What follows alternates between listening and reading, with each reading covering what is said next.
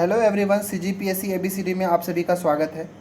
इस वीडियो के अंदर हम मैथ्स का एक बहुत ही महत्वपूर्ण चैप्टर जिसको हम कह लें रेखा एवं कोण, लाइंस एंड एंगल्स के बारे में हम एक्सप्लेनेशन को देखेंगे। ठीक है, ये जो वीडियो है ये सीजी व्यापम में जितने भी मैथ्स के एग्ज़ाम मतलब मैथ्स के जो पोर्शन होता है सीजी व्यापम का या फिर सीजीपीएससी कह लीजिए, ठीक है, वहाँ पर उस दृष्टि से ये बहुत ज़्यादा महत्वपूर्ण होता है। ठीक है, हालांकि ये चैप्टर जो है उतना ज़्यादा कॉम्प्लिकेटेड भी नहीं है और उतना ज़्यादा इजी भी नहीं है, परंतु बहुत सारे लोगों को ये क्वेश्चन जो है छोड़ के आ जाते हैं, क्योंकि बहुत सारे ऐसे होते हैं जो मैथ बैकग्राउंड से होते नहीं हैं और 10th तक वो मैथ्स का अच्छे से पढ़े नहीं होते हैं, तो ये वाला जो चैप्टर है उनको डाउट में रह जाता है। परंतु 11th के बाद जाके कोई आर्ट्स ले लिया, कोई कॉमर्स ले लिया, तो उसकी वजह से जो मैथ्स है ये वाला पोर्शन जो है उनका वीक हो जाता है। ठीक है, इसलिए मैं ये वीडियो आपके लिए स्पेशली सीजी व्यापम का जो हॉस्टल वार्डन का एग्ज़ाम होता है या पटवारी आरआई ये सारे का जब एग्ज़ाम होता है, ठीक है, उसके लिए मैं लेकर आया हूँ स्पेशली। ठीक है, कोई ज़रूरी नहीं है कि आपको सीजी व्यापम या सीजीपीएससी के लिए इम्पोर्टेंट है, पूरा सेंट्रल लेवल पे जो भी कॉम्पिटिटिव एग्ज़ाम होता है, ठीक है, उसके दृष्टि से भी ये इम्पोर्टेंट है। ठीक है, तो इस वीडियो के अंदर हम सबसे पहले रेखा और कोण के बारे में, जितने भी परिभाषाएं होती हैं, जितने भी तरह का कोण होता है उनके बारे में हम देखेंगे। इसके बाद इसी टॉपिक से लगा हुआ अगले दिन एक और वीडियो आपको मिल जाएगा जिसमें इम्पॉर्टेंट क्वेश्चंस होंगे और उस क्वेश्चन को कैसे हैंडल करना है, कैसे उसको सॉल्व करना है, आपको देखने को मिल जाएगा। ठीक है ना, तो चलिए हम अपने वीडियो की शुरुआत करते हैं और देखते हैं कि हमारा कौन कौन सी परिभाषा है और कितने तरह का कोण होते हैं। ठीक है, चलिए, तो पहले ये सबको आपको नोट डाउन भी करते चलना है और ध्यान से समझना है, क्योंकि मैं इसको ड्रॉ करके भी आपको समझाऊंगा। देखिए, सबसे पहले आपको समझना है कि रेखाखंड क्या होता है। ठीक है, तो रेखाखंड क्या होता है, सीधी सी बात, ये डेफिनेशन को आप एक बार पढ़ लेना और मैं बस समझा देता हूँ। जैसे रेखा उस भाग को कहते हैं, ठीक है, मतलब पहली बात रेखा क्या होगा अगर पूछेगा तो देखिए, अगर मैं ये ऐसा एक लाइन खींचूँ और दोनों साइड एरो बना दूँ, ऐसे लाइन बना दूँ, तो इसको हम रेखा कहते हैं। ठीक है, जो दोनों डायरेक्शन में मूव कर रहा हो इसको हम लाइन कहते हैं और रेखा कहते हैं। परंतु रेखाखंड क्या होगा, तो इस लाइन का ही एक ऐसा भाग जिसका दो एंड पॉइंट हो, जिसका दो अंतिम बिंदु हो, जैसे ये वाला पॉइंट। ठीक है, तो ये रेखाखंड हो गया और ये रेखा हो गया, क्योंकि रेखा दोनों डायरेक्शन में जाता है और रेखाखंड जो है फिक्स पॉइंट पे, दो एंड पॉइंट पे ख़त्म हो जाता है। तो ये हमारा रेखाखंड ए बी हो गया। ठीक है, हालांकि इसको लिखने की तरीका क्या होता है, जैसे ए बी एक रेखाखंड है तो ए बी लिख के और ऊपर में एक ऐसे लाइन खींच देंगे। ये देखिए, मान लीजिए ये पी क्यू क्या है, एक रेखा है, तो इसको कैसे लिखेंगे हम, तो पी क्यू के ऊपर में हम एरो बना देंगे दोनों साइड वाला। उम्मीद है आपको रेखा और रेखाखंड में अंदर समझ में आ गया होगा। अब होता है किरण। ठीक है, किरण या फिर इंग्लिश में इसको रे कहते हैं। रे क्या होता है, जो एक पॉइंट से शुरू होता है और एक ही डायरेक्शन में बस जाता है। ठीक है, दिख रहा है ना, तो ये वाला मान लो ओ है, इधर मान लो ये पी है। ठीक है, तो ओ पी एक रेखा है, तो मतलब ये किरण है, रे है, तो हम इसको ऐसे लिखेंगे। ठीक है, ये भी हो सकता है कि इधर से शुरू हो और इधर जाए। ठीक है, तो ये ओ, इसको क्यू बना देता हूँ, तो हम ओ क्यू को कैसे लिखेंगे, ओ क्यू, और इसको हम ऐसे लगा देंगे। तो ये किरण हो गया, रेखा और रेखाखंड भी आप समझ में आ गया होगा। अब आगे देखते हैं कि संरेख और असंरेख बिंदु क्या होते हैं, या फिर कोलिनियर पॉइंट्स और नॉन कोलिनियर पॉइंट्स क्या होते हैं। तो कोलिनियर से आप समझ में, संरेख का मतलब जो ऐसे जितने भी पॉइंट्स या ऐसे बिंदु जो एक ही रेखा में, उसको हम संरेख या कोलिनियर पॉइंट्स कहेंगे। जैसे मान लेते हैं एक लाइन, यहाँ पे एक 3 ठो मैं पॉइंट बना दिया। ठीक है, यहाँ पे एक 3 पॉइंट है, ए बी और सी। ये तीनों पॉइंट क्या है, एक ही लाइन में, इसलिए तीनों बिंदु क्या होंगे, संरेख बिंदु होंगे या कोलिनियर पॉइंट्स होंगे। परंतु 3 ऐसे बिंदु मैं बना लिया जो तीनों अलग अलग में है, तो इन सबको अगर मैं ज्वाइन करूँगा तो ये सब के सब एक ही लाइन के अंदर नहीं मिलेंगे, एक ही लाइन के ऊपर नहीं मिलेंगे। इसलिए यहाँ पे मान लो पी क्यू आर कर दिया मैं, तो ये पी क्यू आर पॉइंट जो है वो कैसे हैं, नॉन कोलिनियर पॉइंट्स हैं या फिर असंरेख बिंदु हैं। ठीक है, उम्मीद है इतना आपको समझ में आया होगा। अब आगे आता है कि कोण क्या है। ठीक है, तो कोण को समझाने के लिए आपको किरण, रेखाखंड और संरेख असंरेख जानना जरूरी था। ठीक है, अब देखिए किरण क्या होता है, मतलब कोण क्या होता है। जब दो रेखाएं, ठीक है, जब दो रेखाएं अलग अलग दिशाओं में चलन करें, मतलब दो अलग अलग दिशा में चलें। जैसे मान लो ये एक बिंदु है, ठीक है, एक बिंदु से एक मान लो किरण ऐसे निकलता है और दूसरा किरण जो है ये मान लो ऐसे निकलता है, तो दोनों एक ही बिंदु से निकल रहे हैं। ठीक है, तो इन दोनों के बीच का जो ये वाला स्पेस दिख रहा है, ठीक है, ये गैप दिख रहा है, इसी को हम क्या कहते हैं, कोण कहते हैं। तो मान लो कोण को मैं थीटा से रिप्रेजेंट कर दिया। तो दो किरणों के बीच में जो ये खाली जगह स्पेस होता है इसी को हम क्या कहते हैं, कोण कहते हैं। ठीक है, समझ में आया। और ये दोनों बिंदु, ठीक है, और जहाँ पे ये दोनों भुजा यहाँ पे मिल रहे हैं इसको हम क्या कहते हैं, शीर्ष कहते हैं या फिर वर्टेक्स कह सकते हैं यहीं पे। ठीक है, दो भुजा, इसको हम क्या भुजा भी कह सकते हैं। जैसे इसको मैं लिखता हूँ ओ, ये वाला हो गया ए और ये वाला हो गया बी। ठीक है, तो इस कोण को लिखोगे कैसे, angle A O B, A O B, या फिर इसी को ऐसे लिखा जा सकता है बी ओ ए, बट ओ को हमेशा बीच में रखेंगे। क्यों, क्योंकि ओ के ऊपर ही कोण बन रहा है। डायरेक्शन इधर इधर से ले सकते हो लेकिन सेंटर में हमेशा ओ को लिखोगे। ठीक है ना। और ये जो दोनों ओ ए और ओ बी दिख रहे हैं क्या, उसकी भुजा हो गई। तो जहाँ पर भी दो भुजाएं एक दूसरे से मिलती हैं उसको हम क्या कहते हैं, शीर्ष कहते हैं या फिर वर्टेक्स कहते हैं। तो ओ क्या हो गया, एक शीर्ष हो गया। ठीक है ना। तो आप इसका भी डेफिनेशन को देख सकते हैं। दो भुजाओं के अंत बिंदुओं को मिलाने पर उभयनिष्ठ बिंदु को हम शीर्ष कहते हैं। तो दो भुजाओं को मिलाए, एक कॉमन बिंदु या उभयनिष्ठ बिंदु ओ मिला तो ओ क्या हो गया, शीर्ष हो गया। ठीक है, तो इतना आपको डेफिनेशन उम्मीद है समझ में आया होगा। अब हम आगे बढ़ते हैं। ठीक है, आगे देखिए, कोण तो हम समझ लिए कि कोण क्या होगा। अब कोण का हम प्रकार देखते जाते हैं। तो पहले एक शून्य कोण है। ठीक है, देखिए सबसे पहले हमने क्या देखा कि कोण बनाने के लिए दो रेखाओं को एक ही बिंदु से निकलना चाहिए। ठीक है, तो एक ही बिंदु से निकले और इनके बीच का जो स्पेस होता है उसको हम क्या कहते हैं, कोण कह दिए। लेकिन तब क्या होगा जब दोनों रेखाएं क्या हो, जैसे इसको मैं ये दोनों, ये दूसरी जो भुजा है इसको इसी के ऊपर मैं ले आऊँ। जैसे ये पहला भुजा ये हो गया ऐसे, यहाँ से निकला और इधर आ गया, और दूसरा जो कोण ऐसे बन रहा था वो इसी के ऊपर ऐसे बन जाए। ठीक है, तब यहाँ पे देखेंगे तो दोनों रेखाओं के बीच का कोण क्या हो जाएगा, 0 डिग्री होगा, और इसी को हम शून्य कोण कहते हैं या फिर 0 एंगल कहते हैं। ठीक है, तो यहाँ पे देखिए जब दोनों किरणों के बीच झुकाव कितना हो, 0 डिग्री का हो। इनके बीच में झुकाव यहाँ पे ज़्यादा था, यहाँ पे झुकाव क्या है, एक के ऊपर दूसरा लाई कर रहा है, ओवरलैप कर रहा है, इसलिए यहाँ पे एंगल क्या हो जाएगा, 0 हो जाएगा। ठीक है, ये हो गया शून्य कोण। अब अगला है न्यून कोण। न्यून कोण को कहते हैं हम एक्यूट एंगल। ठीक है, एक्यूट एंगल। अब देखिए, अब यहाँ पे समझिएगा पहले, जैसे एक भुजा ऐसे गया, ये दूसरा है। ठीक है, इसको मैं यहाँ पे एक सीधा लाइन ऐसे बनाता हूँ। ठीक है, ये हो गया। तो यहाँ पे दो किरण दिख रहा है, ये ओ हो गया, ये वाला ए और ये वाला हो गया बी। ठीक है, यहाँ पर अगर एक दूसरे के परपेंडिकुलर हो जाए, मतलब यहाँ पे कोण जब 90 अंश का बन जाए तो इस 90 अंश वाले कोण को हम क्या कह देते हैं, समकोण कह दिए। ठीक है, इसी को हम राइट एंगल, ऐसा एंगल जिसका 90 डिग्री का हो उसको हम क्या कहते हैं, समकोण या फिर राइट एंगल कहते हैं। अब इसी से हम कंपेयर करेंगे। अगर एंगल 90 से छोटा और 0 से बड़ा हो जाए, ठीक है, क्या बोल रहा हूँ, ऐसा कोण जो 90 अंश से कम हो, ठीक है, परंतु 0 से अधिक होना चाहिए। जैसे मैं एक ड्रॉ करता हूँ, जैसे एक मैं ये भुजा ऐसे बना दिया, दूसरी भुजा को मैं ऐसे बना दिया। अगर यहाँ पे ऐसे दूसरा भुजा होता तो ये पूरा 90 अंश का होता, परंतु देख रहे हैं ये वाला जो हमारा एंगल बन रहा है ये 90 से कम बन रहा है। ठीक है, मान लो एग्जाम्पल के लिए 30 डिग्री। ठीक है, तो अगर ये इसके ऊपर होता तो शून्य कोण बनता, लेकिन ये इससे ऊपर है और इससे कम है, मतलब 90 से छोटा और 0 से अधिक का कोण बन रहा है, इसलिए कैसा है कोण, न्यून कोण होता है। तो न्यून कोण के लिए क्या होता है कंडीशन, कि जो 0 डिग्री से बड़ा होना चाहिए और 90 डिग्री से छोटा होना चाहिए। 0 और 90 के बीच का जो कोण होता है उसको हम न्यून कोण या फिर एक्यूट एंगल कहते हैं। ठीक है, समकोण को हम ही देख लिए क्या, कि अगर एंगल कितना हो, 90 डिग्री का हो तो उसको हम समकोण कहते हैं। अब उसके बाद आ जाएगा अधिक कोण। अधिक कोण को हम कहते हैं ऑब्ट्यूज एंगल। ठीक है, अब ऑब्ट्यूज एंगल क्या होगा, 90 ये था। ठीक है, अगर मान लो ये ऐसा रहता तो ये तो 90 का होता, लेकिन अब हमारा जो एंगल है वो 90 से बड़ा हो जा रहा है, 0 से बड़ा और, ठीक है, 0 से भी बड़ा है। मतलब अगर 90 से बड़ा कोई कोण हो परंतु वो 180 से छोटा होगा। ठीक है, जैसे एक मैं सीधा लाइन ऐसे बना दूं तो ये पूरा कितने का होता, ये 180 अंश का कोण होता है। ठीक है, ठीक है, आ रहा समझ में क्या बोल रहा हूँ। उसको हम एक्चुअली में रिजु कोण कहते हैं। रिजु कोण को हम स्ट्रेट एंगल कहते हैं, जो कि 180 डिग्री का होता है। 180 पहले मैं समझा देता हूँ, इसके बाद अधिक कोण बनाता हूँ।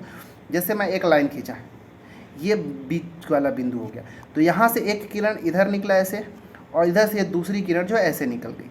ठीक है, तो ये देखिए ये दोनों एक दूसरे के अपोजिट डायरेक्शन में है। ठीक है, तो यहाँ 0 से शुरू हुआ, यहाँ पे जाता है तो 90, और 90 के बाद यहाँ पे आया तो 180। तो ये दोनों भुजाओं के बीच का कोण कितना है, 180 अंश का। तो ये 180 अंश का जो कोण होता है उसी कोण को क्या कहा जाता है, रिजु कोण कहते हैं या फिर स्ट्रेट एंगल कहते हैं। ऐसा कोण जो एग्जैक्ट 180 डिग्री का हो उसी को हम रिजु कोण या स्ट्रेट एंगल कहते हैं। अब सम कोण देख लिए थे, अधिक कोण की अब बात आएगा। यहाँ से यहाँ 180 होता, ये 90 होता, तो ये अगर हमारा कोई कोण 90 से अधिक हो और 180 से छोटा हो तब हम उसको अधिक कोण कहते हैं।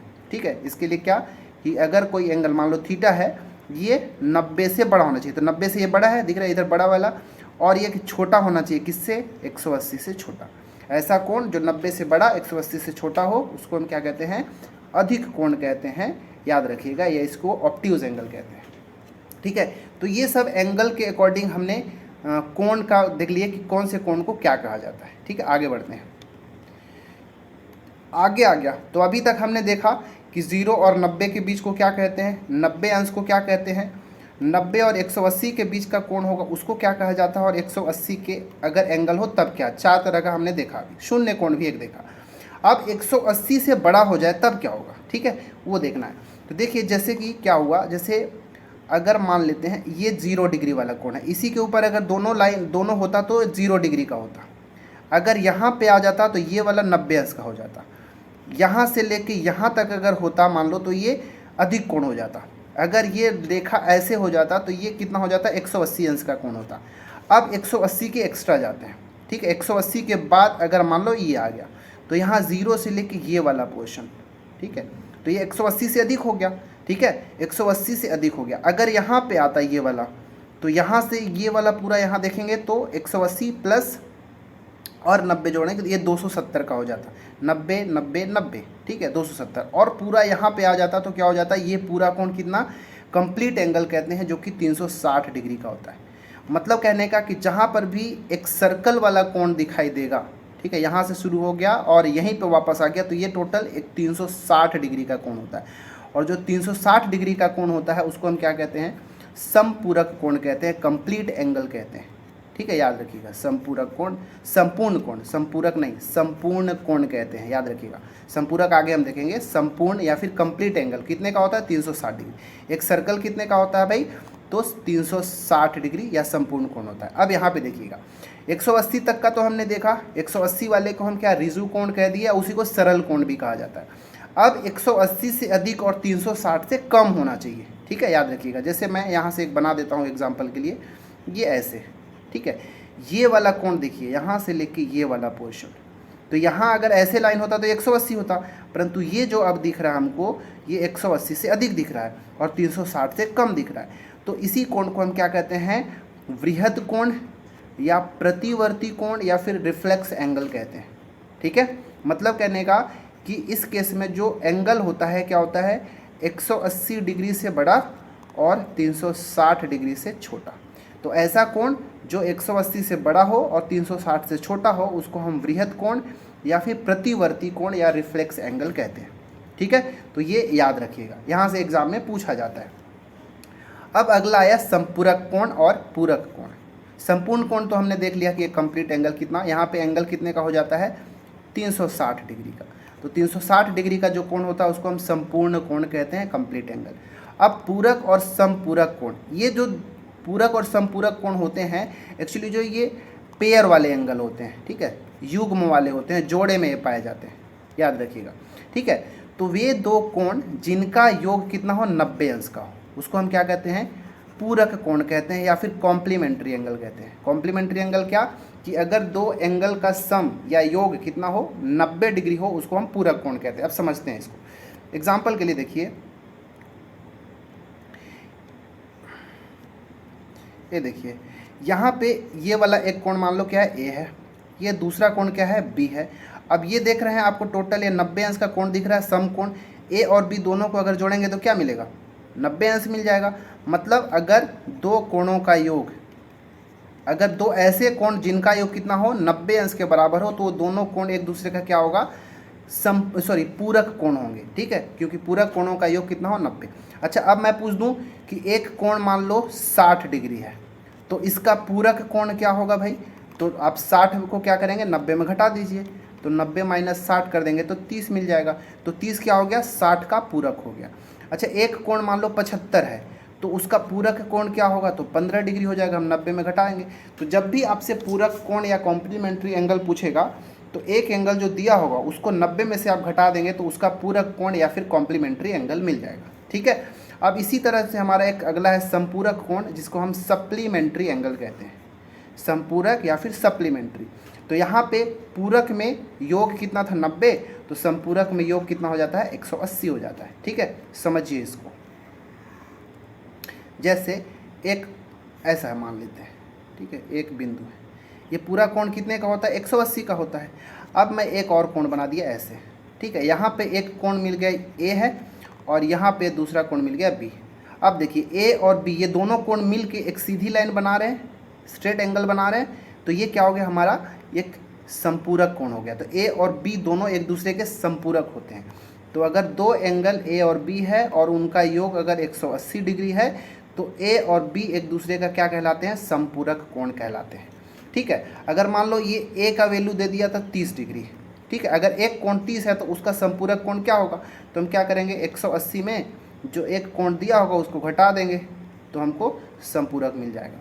मतलब जो 30 डिग्री है उसका संपूरक कोण कितना होगा 150। उम्मीद है इतना सारा चीज़ आपको समझ में आया होगा कि पूरक कोण क्या होता है, संपूरक कोण क्या होता है।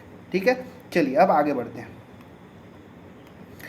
अब आगे हम देखते हैं आसन कोण क्या कहलाता है। आसन कोण को हम एडजेसेंट एंगल्स कहते हैं। तो ऐसे दो कोण जिनका शीर्ष क्या हो, उभयनिष्ठ हो, कॉमन हो, और एक भुजा उभयनिष्ठ हो। इसको अब ड्रॉ करता हूँ तब समझिएगा। जैसे दो कोण की मैं बात कर रहा हूँ, एक कोण ये है, ठीक है, एक दूसरा कोण ऐसा बना दिया।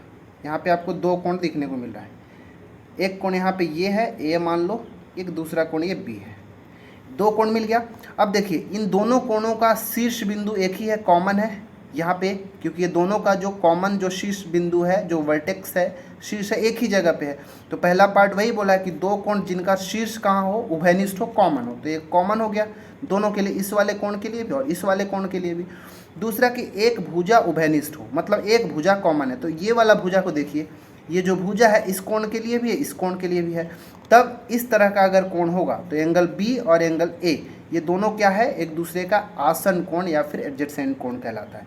मतलब एंगल ए और एंगल बी दोनों क्या है, एक दूसरे का आसन कोण है, एडजेसेंट कोण है। मतलब दो एक दूसरे से लगा हुआ जो कोण है, सबसे नज़दीक में सटा हुआ कोण होता है, उसी को हम आसन कोण या फिर एडजेसेंट एंगल कहते हैं। ठीक है, अब देखते हैं लीनियर पेयर एंगल या फिर कोणों का रैखिक युग्म क्या कहलाता है। ठीक है, याद रखिए। अब देखिए लीनियर पेयर्स ऑफ एंगल क्या होता है, रेखा के एक ही ओर बने दो कोणों का रैखिक, दो कोणों को कोणों का रैखिक युग्म कहते हैं। मतलब देखिए मतलब एक मैं रेखा खींचा, ऐसे एक रेखा खींच दिया, अब इसके एक ही साइड में या तो नीचे या फिर ऊपर एक मैं ऐसे दो कोण बना दिए, एक कोण ये और एक कोण ये, क्योंकि ये दोनों कोण मिला के क्या बना रहे हैं, एक रेखा बना रहे हैं, तो इन दोनों रेखा को क्या कहा जाता है, लीनियर पेयर एंगल्स कहलाते हैं। ठीक है, या फिर रैखिक युग्म, कोणों का रैखिक युग्म कहलाता है, क्योंकि ये दोनों कोण क्या कर रहे हैं, रेखा का निर्माण कर रहे हैं, इसलिए ये देखेंगे तो आपको सप्लीमेंट्री एंगल्स की तरह दिखाई देंगे। ठीक है, क्योंकि इन दोनों का योग भी हमेशा क्या होगा, 180 का होगा। ठीक है, तो लीनियर पेयर एंगल क्या होगा कि रेखा के एक ही साइड में दोनों कोण बना होगा। नीचे भी हम बना सकते हैं, मान लो मैं ऐसे बना दिया, तो यहाँ पे देखिए ये दोनों का योग भी क्या होगा, 180 होगा, क्योंकि एक सीधी रेखा बन रहा है। ठीक है, तो उम्मीद है आपको ये समझ में आएगा। तो लीनियर पेयर एंगल क्या होगा, यदि दो एंगल रेखा के एक ही साइड बने हुए हों और दोनों का योग हमेशा 180 होता हो तो उसको हम कोणों का रैखिक युग्म कहते हैं। अब आएगा शीर्षाभिमुख कोण क्या होता है। अब शीर्षाभिमुख कोण को समझाने के लिए मैं आगे एक आपको डायग्राम में ले चलता हूँ और आपको वहाँ पे बताऊँगा कि शीर्षाभिमुख कोण क्या होता है, फिर संगत कोण क्या होता है, ठीक है, एकांतर कोण क्या होता है, मैं सब कुछ एक जगह आपको बता रहा हूँ। तो यहाँ पे एक बार हम फटाफट ओवरव्यू ले लेते हैं। यहाँ पे देखिए ये 90 अंश का कोण था तो ये राइट एंगल या समकोण त्रिभुज हो गया। यहाँ पे देखिए ये कोण जो है 90 से छोटा है और 0 से बड़ा है, इसलिए क्या हो गया, ये एक्यूट एंगल या न्यून कोण हो गया। यहाँ पे देखिए ये वाला कोण आपको जो दिखाई दे रहा है ये क्या है, ये 90 से बड़ा है और 180 से छोटा है, इसलिए ऑब्ट्यूज एंगल या फिर अधिक कोण। यहाँ पे लिख देता हूँ, ये समकोण हो गया, ये न्यून कोण हो गया, ये हो गया अधिक कोण हो गया। ठीक है, अब यहाँ पे बाइसेक्टेड एंगल, ये आसान है, कोई चीज़ नहीं। जैसे ये एक एंगल है, ठीक है, अब यहाँ पे एक लाइन ऐसे खींच दी है, एक ऐसा, इसको हम बाइसेक्टर कहते हैं या समद्विभाजक कहते हैं। तो एक कोण को, जैसे ये पूरा एक कोण था, ये लाइन खींचे, दोनों कोण को अगर बराबर में बांट दिया, ठीक है, ये और ये बराबर, तो इसको हम बाइसेक्टेड एंगल कहेंगे या फिर समद्विभाजक एंगल कहेंगे। ठीक है, पैरेलल लाइंस, ठीक है। पैरेलल लाइंस को हम कहते हैं क्या, समांतर रेखाएं। आगे परिभाषा आपको मिल जाएगा, बस मैं यहाँ पे बताता हूँ कि समांतर रेखा क्या होता है। तो जब दो रेखाएं, जैसे मान लो ये रेखा L है, ये दूसरी रेखा M है, ये दोनों रेखाएं एक दूसरे को काट नहीं रहे हैं, तो हम उसको समांतर रेखाएं कहते हैं। ठीक है, क्या कहते हैं, समांतर रेखाएं कहते हैं, क्योंकि ये दोनों एक दूसरे को काट नहीं रहे हैं। और साथ ही साथ क्यों, क्योंकि इनके बीच का जो स्पेस है, इनके बीच की जो दूरी है, वो हमेशा बराबर होता है, इसलिए इसको हम समांतर रेखा कहते हैं। सम अंतर मतलब बराबर का अंतर हर जगह, इसलिए हम इसको पैरेलल लाइन या फिर समांतर रेखा कहते हैं। यहाँ पे देखिए, एक रेखा इधर है, दूसरी रेखा ये है, ये दोनों रेखा एक दूसरे के परपेंडिकुलर है, लंबवत रेखा है। ठीक है, याद रखिएगा, लंब रेखा। क्यों, क्योंकि ये दोनों रेखाएं क्या हो, एक दोनों से कितने अंश का, 90 अंश का कोण बना रहे हैं। जैसे ये एक रेखा है, ये एक रेखा है, आप देख रहे हैं ये 90 अंश का कोण बन रहा है। तो दोनों रेखाएं एक दूसरे से 90 अंश का कोण बनाते हो अगर प्रतिच्छेदी बिंदु पे, जैसे ये बिंदु पे एक दूसरे को प्रतिच्छेद कर रहे हैं, इंटरसेक्ट कर रहे हैं, तो इंटरसेक्टिंग पॉइंट पर या फिर प्रतिच्छेदी बिंदु पर अगर दो रेखाएं 90 अंश का कोण बना रहे हैं, तो दोनों रेखाएं एक दूसरे का लंब होता है, लंबवत रेखा होते हैं, उसी को हम परपेंडिकुलर लाइंस कहते हैं। यहाँ पे गए, इसको हम इंटरसेक्टिंग रेखाएं या फिर इसी को हम कहते हैं प्रतिच्छेदी रेखाएं। ठीक है, प्रतिच्छेदी रेखा। देखिए, ये दोनों रेखाएं एक दूसरे को काट रहे हैं। ठीक है, जब दोनों एक रेखाएं एक दूसरे को एक बिंदु पे काट रहे हों, इंटरसेक्ट कर रहे हो, तो उसको हम इंटरसेक्टिंग लाइन या फिर प्रतिच्छेदी रेखाएं कहते हैं। और ऐसी रेखाएं जो प्रतिच्छेदी रेखा नहीं होते हैं, उनको हम समांतर कोण कहते हैं, समांतर रेखा कहते हैं, याद रखिएगा। तो ये तो उसका डेफिनेशन हो गया। तो यहाँ पे भी ये सब चीज़ को हम तो देख ही चुके हैं कि राइट एंगल क्या होता है, ऑब्ट्यूज क्या होता है, एक्यूट क्या होता है, रिफ्लेक्स भी देखे, एडजेसेंट भी देख लिए, और अपोजिट एंगल, अपोजिट, अल्टरनेट, ये सब को हम आगे देखते हैं अभी। ठीक है, अब देखिए, प्रतिच्छेदी रेखा क्या होता है हमने देख लिया, समांतर रेखा क्या होता है उसको भी देख लिया। आप स्क्रीनशॉट लेके इसको पढ़ सकते हैं। ठीक है, फिर लीनियर पेयर एंगल, जो रैखिक युग्म कोणों का रैखिक युग्म क्या था, हम भी पीछे देख चुके। ठीक है, फिर हमने देखा उभयनिष्ठ भुजा, ये भी हम देख लिए, ये सब हम पीछे डिस्कशन कर चुके हैं। तो आप एक बार इसको स्क्रीनशॉट लेके पढ़ सकते हैं, क्योंकि एक बार खुद से भी पढ़ना जरूरी है। ठीक है ना, अब यहाँ पे देखिए, ये इम्पोर्टेंट है, इसको आपको समझना है। ठीक है, क्योंकि आगे जो मैं क्वेश्चंस लेके आऊँगा लाइंस एंड एंगल और कोण और रेखा से, वहाँ पे इसका बहुत ज़्यादा इंपॉर्टेंट रोल होगा। ठीक है, चलिए देखिए इसको। यहाँ पे क्या है, ए बी और सी डी दो रेखाएं दिखाई दे रहा होगा। ठीक है, ए बी और ये सी डी, ये दोनों रेखाएं क्या, समांतर रेखाएं। तो इसको ऐसे लिखा जाता है, ए बी और सी डी दोनों क्या है, एक दूसरे के समांतर रेखा। तो समांतर को ऐसे लाइन से, दो बराबर लाइन से इसे लिखा जाता है। और ये एल एम जो है क्या कर रहा है, प्रतिच्छेदी रेखा है। ठीक है, या तिर्यक रेखा इसको कहते हैं, क्या कहते हैं, तिर्यक रेखा। इंग्लिश में इसको ट्रांसवर्जल कहते हैं। ठीक है, तिर्यक रेखा या फिर ट्रांसवर्जल। ए बी और सी डी क्या है, समांतर रेखाएं हैं।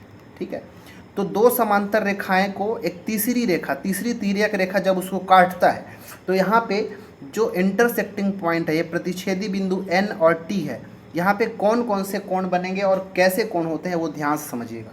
इसको आप बहुत ध्यान से नोट डाउन भी करते चलना है, क्योंकि इससे बेसिस पे बहुत सारे क्वेश्चंस बनेंगे, जो कि मैं नेक्स्ट वीडियो में आपको क्वेश्चन प्रैक्टिस कराऊंगा। ठीक है ना, देखिए यहाँ पे, तो यहाँ पे एक चार एंगल, जैसे ये जहाँ पे ये दोनों रेखा एक दूसरे को काटा, यहाँ पे चार कोण देखने को मिलेगा आपको। ये पहला कोण, ये दूसरा कोण, ये तीसरा कोण और ये चौथा कोण। ठीक है, यहाँ पर भी जब ये और ये रेखा एक दूसरे को काटा, तो यहाँ पे चार कोण देखने को मिलेगा। ये पहला, ये दूसरा, ये तीसरा और ये चौथा। यहाँ पर भी चार कोण देखने को मिला, मतलब यहाँ टोटल 4 और 4 8 कोण बना।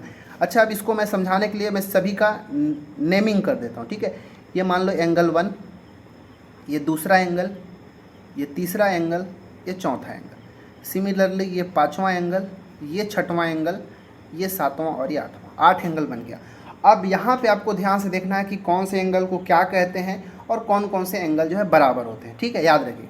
तो सबसे पहले हम देखते हैं यहाँ पे, जैसे जब भी दो रेखा एक दूसरे को काटता हो और एक्स बनाता हो, देखिए यहाँ पे आपको पकड़ना है, क्योंकि दो जगह यहाँ पे इंटरसेक्टिंग है, यहाँ और यहाँ पे। तो एक एक्स यहाँ पे आपको देखने को मिल रहा है, देखिए ध्यान से, ये एक्स बन रहा है, यहाँ पर भी देखेंगे तो एक्स बन रहा है, इस तरह का। तो जब भी दो रेखाएं एक दूसरे को काटती हों, प्रतिच्छेद करती हों और वहाँ पे एक्स बनता है, तो उसका आमने सामने का कोण जो है बराबर होता है। जैसे ये वाला कोण इसके बराबर हो जाएगा, इधर वाला का कोण जो है इसके बराबर होगा। तो इस तरह के कोण को हम कहते हैं शीर्षाभिमुख कोण। ठीक है, क्योंकि शीर्ष पर एक दूसरे के अभिमुख है, एक दूसरे का सामने का जो कोण है उसको हम कहते हैं शीर्षाभिमुख कोण। इस इंग्लिश में कहा जाता है वर्टिकली अपोजिट एंगल, ठीक है, वर्टिकली अपोजिट एंगल या फिर शीर्षाभिमुख कोण। तो यहाँ पे देखिए, यहाँ पे x बना तो एंगल 1 और एंगल 3 बराबर हो गया, कोण 1 बराबर हो गया कोण 3 का। यहाँ पे देखिए कोण 2 और कोण 4 बराबर हो गया। यहाँ पे देखेंगे तो 5 और 7 बराबर हो गया, क्योंकि x बना रहा है, आमने सामने का कोण है, तो एंगल 5 बराबर एंगल 7, और यहाँ पे एंगल 6 बराबर एंगल 8, एंगल 6 बराबर एंगल 8। तो यहाँ पे जो 4 युग्म दिख रहा है, एक्चुअली में ये सब के सब क्या है, पेयर ऑफ एंगल्स है, युग में जोड़े में होते हैं। तो यहाँ पे एंगल 1 और 3 बराबर हो गया, 2 और 4 बराबर, 5 और 7 बराबर, 6 और 8 बराबर। ये सभी के सभी जो कोण हैं ये सब क्या कहला दिए, शीर्षाभिमुख कोण या वर्टिकली अपोजिट एंगल, जो कि सब एक दूसरे के बराबर होते हैं। पहला चीज़, ठीक है, वर्टिकली अपोजिट एंगल या शीर्षाभिमुख कोण समझ में आ गया होगा। इसको आप एक जगह नोट डाउन करेंगे और एक बार खुद से ड्रॉ करके आप प्रैक्टिस कर लेंगे, ठीक है। तो जब भी x बनाएगा तो आमने सामने का कोण आपस में बराबर होते हैं, जिसको शीर्षाभिमुख कोण कहते हैं, ठीक है, पहला चीज़। दूसरा आप देखते हैं, दूसरा है करस्पॉन्डिंग एंगल, ठीक है, जिसको हम कहते हैं संगत कोण। संगत कोण या इंग्लिश में कहते हैं करस्पॉन्डिंग एंगल, ठीक है, याद रखिएगा। अब देखिएगा, यहाँ पे जब भी ये दो रेखा ऐसे समांतर रेखा एक तीसरी रेखा ऐसे काटेगा, तो यहाँ पर ये वाला कोण और ये कोण एक दूसरे का संगत कोण या करस्पॉन्डिंग एंगल कहलाता है।